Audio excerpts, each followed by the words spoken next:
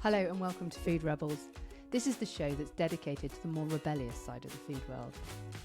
We're all fed up with big corporations making bad decisions for us. It's time that the challenger brands and the little guys shine. Each episode we meet food and drink founders, chefs, or personalities who are changing the food industry today for the better. I'm AJ Sharp. I'm a food and drink judge, public speaker, agency owner. I believe strongly in manifestation, and my favourite colour is orange. But professionally, I've spent decades helping ethical and sustainable brands to grow. But Food Rebels is about so much more than that. This is about raising understanding and respect for great tasting, nourishing food and drink. On the show, we meet some really inspiring people. We taste great food and drink live on air, and we peek inside the minds of some of the most influential food experts today. So join us. And if you want to show support for the show and the inspiring guests we have on, the best way is to subscribe, share, and drop a comment below. Today on Food Rebels, I'm joined by the wonderful Soha Darwish, an Egyptian food writer, culinary consultant, and content creator. Born and raised in Alexandria, Soha's food is inspired by her Egyptian and Syrian family heritage. I'm so excited to talk to her about her journey, her food philosophy, and how she got into cooking. Soha, welcome to Food Rebels. Hi AJ, thank you for having me. Oh, it's such a pleasure. Where should we start? Could we start at the beginning? I don't know really anything about Alexandria and Egypt. What was that like for you growing up there? It's a very special place. You know, Alexandria is, honestly, it's the oldest cosmopolitan city of the world. It's the Great Alexandria. And this is very much reflected on everything. Till now, you know, we're talking about architecture, food, of course, culture. And I feel very, privileged to have this experience. And actually, the whole of Egypt, you know, is actually a very ancient melting pot due to its location, geographically, amazing, you know, history. So it's always attracted people from neighboring countries and regions, actually. And this is very reflected. So I grew up in Alexandria. And I also have a Syrian influence from my late paternal grandmother. She migrated to Alexandria with her family in the 1920s. And this actually influenced a lot of our cooking. She had 4 daughters-in-law. One of them is my mom. She didn't have any daughters, but her phenomenal skills, and this is very typical with Syrian housewives, are extraordinary and definitely influenced all our food. But also, of course, we have the Egyptian part. So it was a beautiful merge of everything. And the food conversation in my home definitely was very loud.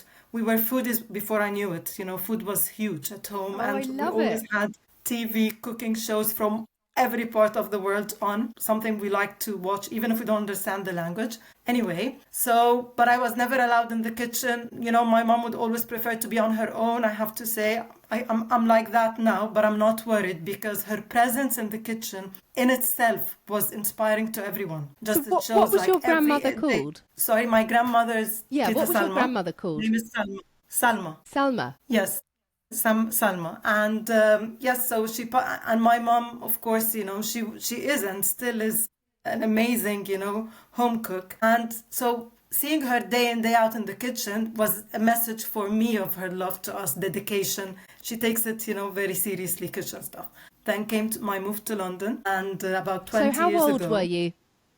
Let's keep when I moved, conversational because it's just easier for people to follow it. How old were you when you moved to London? So I moved in almost 25, I would say 24, 25. I got married in Egypt. My husband was a doctor in the NHS living in London, and I joined him. So we never lived as a couple in Egypt. You know, our life started in London. But you met in Egypt? We met in Egypt, yes. And and I moved to join him. And I have to say, you know, it just all came back to me. Suddenly I found myself, I have my own kitchen and I have to do something about it. But the passion was there, obviously. But funny enough, I wasn't prepared, you know, and I wasn't really like trained for house chores and all of that. So big part of it. I love that. Yeah, yes, I wanted to cook and experiment and, you know, bring all the memories of my food, you know, childhood memories of my food and all of that. But I need to clean up, I need to tidy up and all of that. So I started actually recreating these recipes in a way with the least hassle in the kitchen. Minimal number of pots, all of that. And I started sharing these tips with my mom. And she actually embraced it and she loved it and she passed it to extended family and it was like a revolution thing at home. Do you know what Soha does? Do you know what Soha does? This And it is was so like clever. that. So why Yeah. do you say you weren't trained to do that? What do you mean by that? You didn't know how to do it? It's very typical, in Egypt, help is accessible and affordable, and you're not asked to do that. It's really so easy. It's not your job. You go to your school, you go to university, you go out with friends, and every time you come back, food is just on the table. Anything else is taken, is looked after.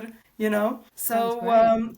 and then suddenly I was thrown into like you need to make it work. You need to have to be responsible Okay, of so your. you literally went from using maybe 10 pots for a dish to trying to get it down to just Yes, one or two. yes, because I realized, yes, exactly, I just couldn't go on like this, or I will hate cooking, and was never an option for me. I really wanted to enjoy it. Yeah, and London is the place, all these restaurants. It was like, it opened the food world for me, I couldn't stop even going grocery shopping. Again, doing what my family used to do, watching a lot of TV, cooking shows. And I fell in love, of course, with Nigella Lawson and everyone, on TV. I, But then I wanted to use their vocabulary, and especially someone like Nigella. And this is what made me like pursue about, a career in food writing. I really wanted to describe food as they do. And I related so much to the vocabulary as well. And I understood it perfectly. Although I my mean, mom, Nigella's quite a punchy option, isn't she? Because she often it makes it is. quite sexy. He has an emphasis, and I know this is very cliche. Everyone would come here and talk about Nigella, but really, I think because of her, I went into full on food from Oh. engineering because my background was actually mechanical engineering, Was it and really? So I it had is no idea you were a mechanical have a engineer, third a degree. lady of many talents. Yeah, yeah, but it's now I feel like it's so long forgotten. But I was an engineer. My dad has his own business, and I worked with him in textile and all of that. So yeah, I did this food journalism diploma because I felt like I want to write about the food and the recipes I'm creating. And when I recognized that, came another move to Abu Dhabi actually this time.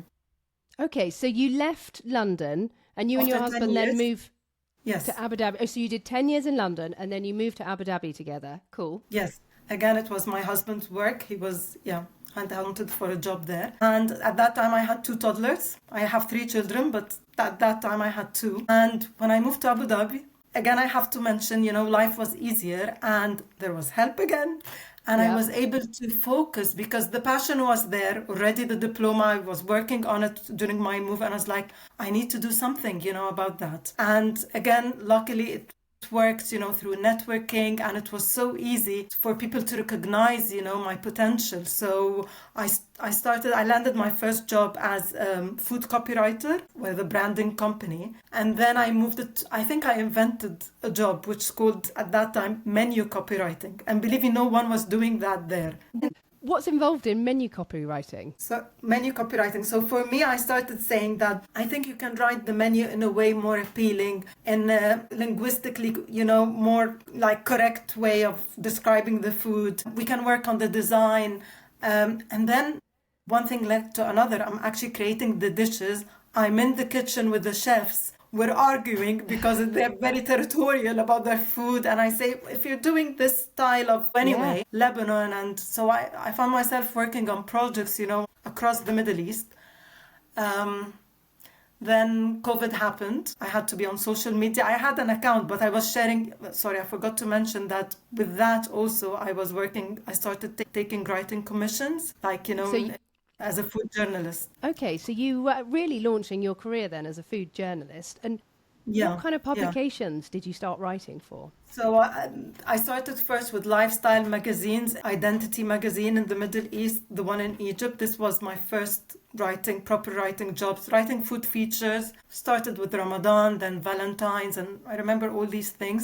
Then I worked with the national newspaper in the UAE, which is like the main English-speaking newspaper there, and I wrote regularly with them. So this was going. Menu consulting is going well. Started picking up with social media, so I got some collabs, as a brand ambassador, and I cooked in Dubai. Expo, Abu Dhabi, CL, and it became really nice and busy. And it So was like I exciting. felt I have a career. Yeah, so you were still, so you're doing all the writing stuff and kind of some of the brand consultancy work, but were you still cooking? Were you still, working in the sort of home cook capacity, or by this point had you become more of Yes. a chef? No, very much so because I continued with my family legacy.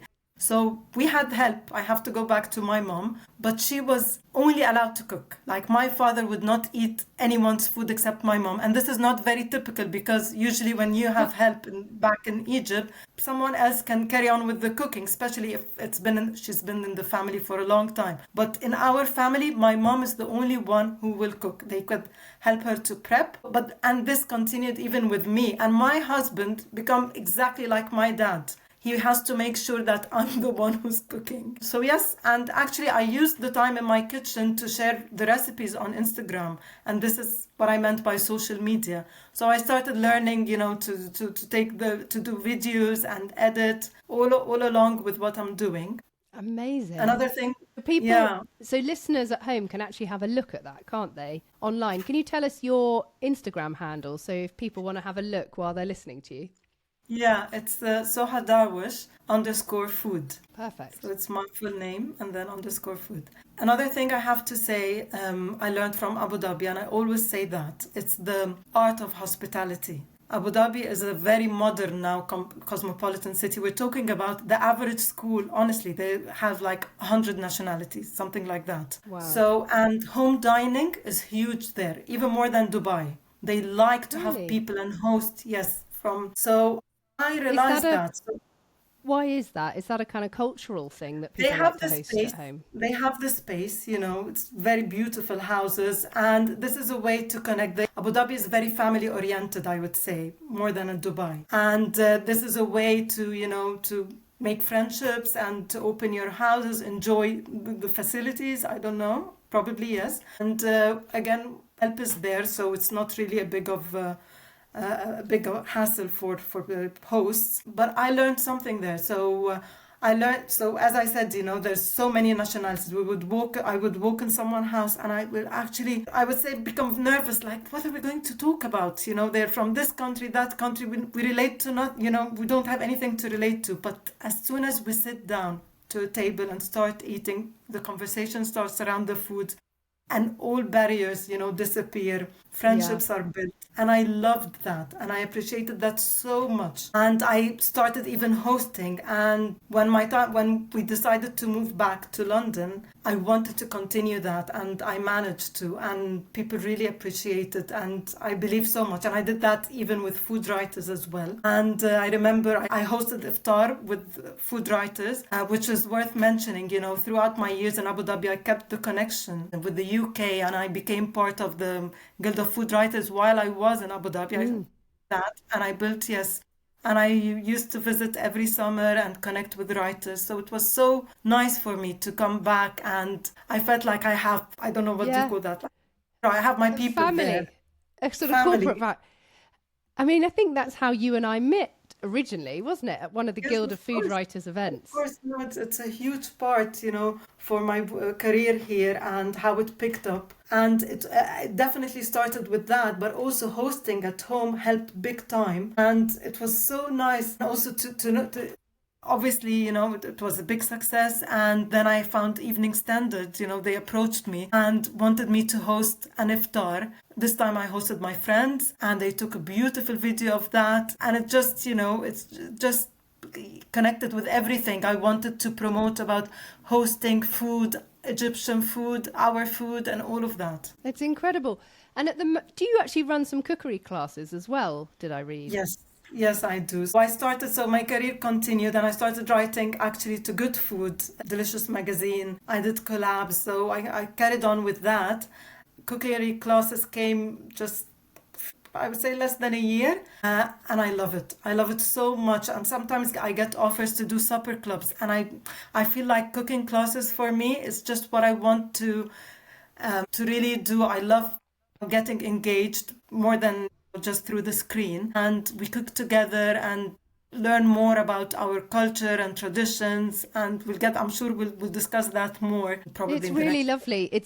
We've had Ravinder Bogle on the show a couple of weeks ago, Oh, yes. and she was talking very much about the same thing about, food without borders. And she's with a number of different cultural backgrounds, and she talks a lot about using lots of different spice palettes and really how it connected her with lots of different people from lots and lots of different cultures, especially when she moved to London and lived in a very multicultural area. Yeah. And Yes. how special that really was for her. And it sounds like you had similar experiences Yes. in different places. I have to say, London is amazing in that. It is a very inclusive place. You really have this sense of belonging. London is lovely, isn't it? There's a lot of, it's such Yes. a multicultural city that there's so It's much that... diversity and multicultural, and you're just a Londoner. I feel it's an identity on its own. And I have to say, I'm an Egyptian, and I lived in a place like Abu Dhabi, which I really had fantastic years. But the sense of belonging, and all the time I was actually missing my years in London, my home in London, the community there. It is very special. It's a very special city. Yeah, it's lovely. So what makes you a food rebel? I would say I have two things on my mind. Mm-hmm. I rebel to the word Middle Eastern, I have to say, although I use it all the time to promote my classes, to talk about my food, but because this is what people know. But the word Middle Eastern is not good enough anymore. I have to say it's a bit colonial as well, because it's Middle East to who, right? And then probably it's to the UK from these colonial times, because then you have further countries like, India and others and beyond would say like a Far East. So I feel like, It doesn't work, does it? It's really inappropriate. Doesn't It's funny because when you sent over your bio and it said Middle Eastern, and I had a moment where I thought, Malika Basu did a training on this for the Guild of Food Writers not that long ago. And I was thinking, that's a really large area. And like you say, Middle Eastern to who? The time should come. I actually think I should remove it, because we are talking in a very ancient region, with amazing culture and history, and to sum it all, to put it all under this one big umbrella of Middle Eastern, it's not good enough anymore. And it's not only, Egypt and the Arab countries, even Middle Eastern extends to Turkey, to Persia. It doesn't make sense, Agree. to do that. And every kitchen is unique on its own. It has its own, traditions, and we have Korean, we have Vietnamese, all of these. It's time to, I think, treat the Middle East the same. And especially where I come from, Egypt, we are talking about the oldest civilization in the world, right? We have a lot to share. And also, now, because I'm focusing, of course, on Egyptian cuisine, I'm reading and I'm good. A lot of the recipes that spread to the region, and this is the thing about Egyptians. We are so laid back and cool about claiming anything. We were there from the beginning, and we're chill. Other people just go into fights claiming, this dish originated in my country, which, what, a lot of that, of course, originated in Egypt, but we never even went through the arguments to discuss them.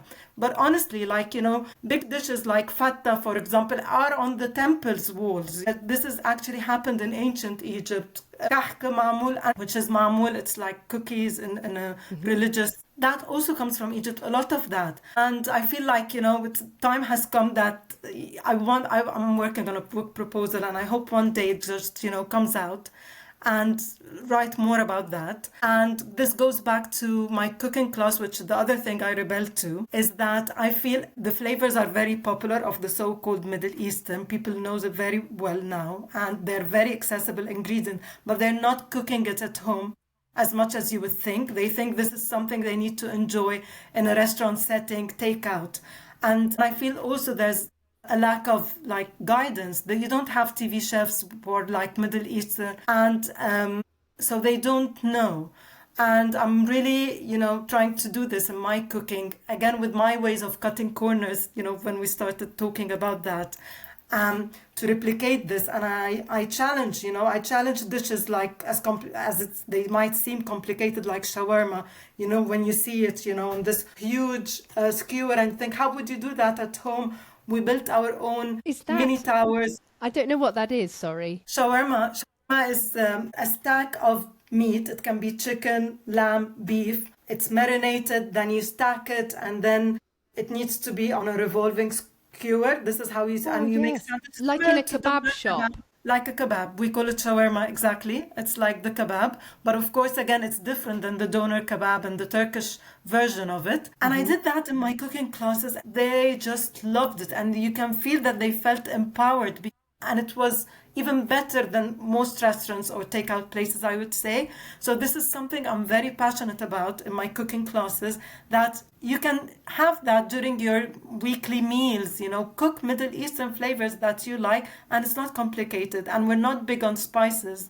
It's like our spices are relatively very mild. A lot of vegetables and vegan dishes in the Egyptian cuisine as well. So the cooking classes are very popular. I'm really happy with that. Yeah, so tell us some of the other dishes that you might make on a cooking sauce. Is it things like, Yes. I don't know, is it things like hummus, or is it, can you tell me some examples? I will give hummus to its people. Hummus is like, it can come from the Levant. Again, Levant, we're talking Palestine and we're talking Syria and we're talking all of that. I love my hummus, of course. But for example, I try to mix, like, there's definitely a lot of Egyptian dishes which people didn't know about.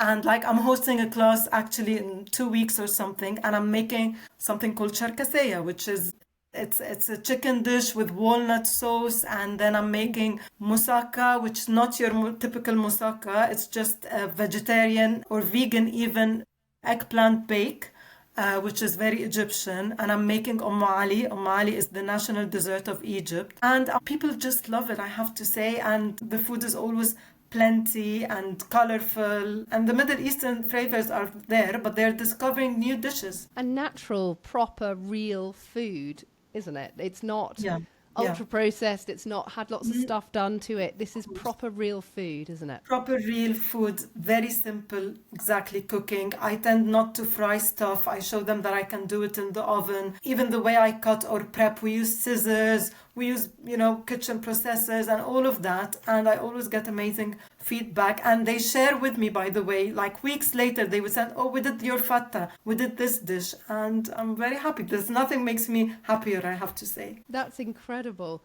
You said to me before that you actually get really nervous, though, hosting dinner parties, which sounds hilarious because you are this incredible cook and you've got all this experience and you've got this huge array of knowledge. Why do you get nervous about dinner parties? Because the bar now is set too high. I feel like I have no room to mess up anymore. And this is itself, makes me really worry a lot of that and takes away a lot of the joy. But I see the pattern, So when I'm hosting, I cannot try my food. I really, no matter what you tell me, Soha, sit down, please eat. I was like, okay, I pretend that I'm eating because I tried. When I get all the compliments and I try my food and it's like, I was like, what's the hype? I don't even like it. What's the hype all about?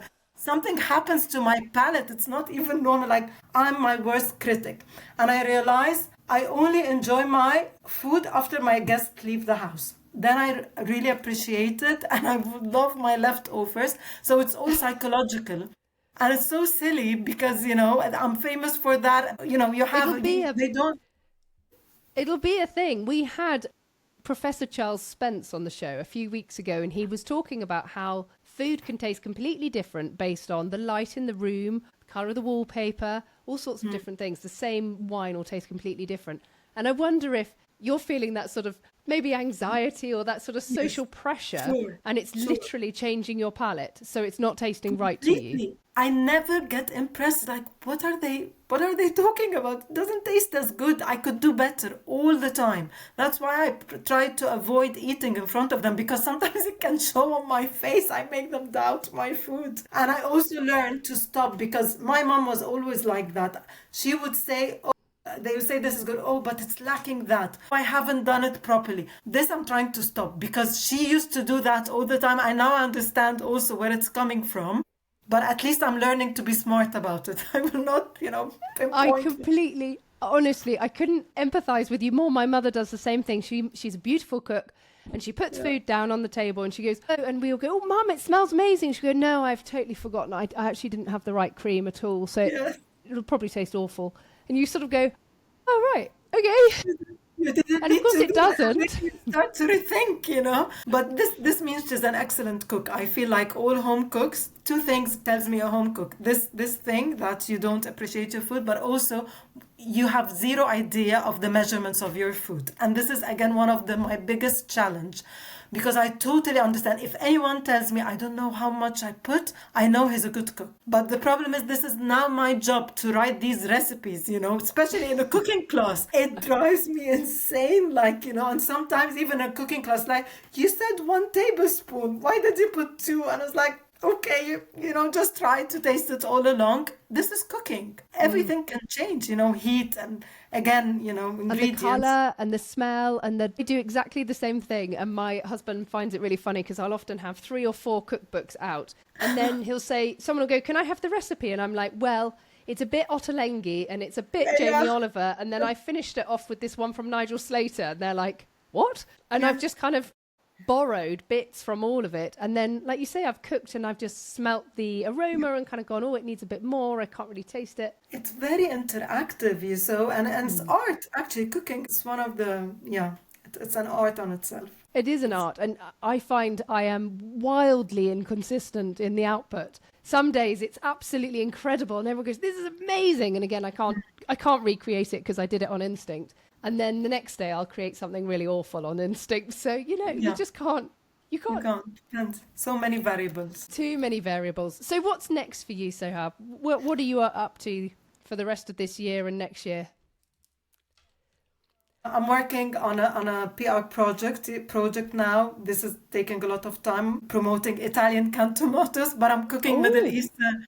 Yes, but I'm using it. Everyone uses, and they are the best, I have to say, Italian canned tomatoes, sweetest. Of course. But yes, I'm creating also Middle Eastern recipes with them. Yeah, setting up events and all of that. So this is a bit corporate, but I feel like it's the right time to do it now. Along with my, hopefully, writing, there might be something soon. It always gets busy around Ramadan time. People remember me during Ramadan, so I will be asked to do probably some collabs, share some recipes. Cooking classes are still going on. Book proposal. Hope this time I get lucky. Exciting. I hope so. We don't know. Yeah, but good luck. That sounds amazing. So if we want to follow your journey, we follow you on Instagram, do we? Yes, please do. I'm very active there. More than anything else, you'll find me there. Yes, even messages or anything. I forget that I have private account. I'm always there on my food account. That's brilliant. Well, thank you so much for coming and sharing your journey today, Soha. It's so interesting. Most welcome. I had a great time, AJ. Thank you for having me, honestly. I really enjoyed it. Such a pleasure. See you soon. See you soon. Bye. Thanks so much for listening to Food Rebels. So you don't miss out on more brilliant brand recommendations, insider tips and inspiring interviews, please make sure you're subscribed to Food Rebels and drop a comment below. These simple actions, like subscribing or commenting, take just a few seconds, but they mean the world to us. And it doesn't just help Food Rebels, it really helps to support the food brands and personalities we have on the show, who are all trying to raise awareness. And if you know any brilliant brands, or food founders, or chefs, or campaigners who have a really great story to tell, then do let us know. You can get in touch with us either via our website, or you can reach out on social media. Our handle is @food_rebels_, and we love hearing from you. Thanks so much for listening.